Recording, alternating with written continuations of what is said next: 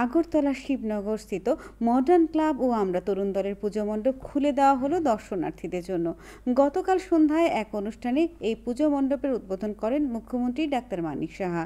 তিনি পুজোতে শান্তি শৃঙ্খলা বজায় রাখার উপর গুরুত্ব দিয়েছেন। অনুষ্ঠানে উপস্থিত ছিলেন সাংসদ রাজীব ভট্টাচার্য।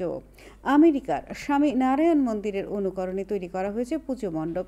প্রতিমা তৈরি করেছেন কলকাতার গুরুপদ পান্ডা।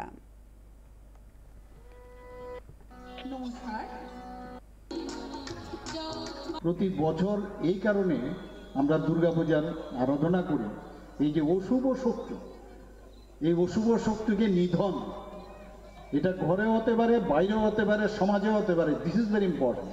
এটা স্বচ্ছতার যে বিষয় সেটা কিন্তু আসছে না, স্বচ্ছতার দরকার। বারবার পুজোর আগে আমরা কি বললাম, যে চাঁদা নিয়ে জুলুম যেন না হয়।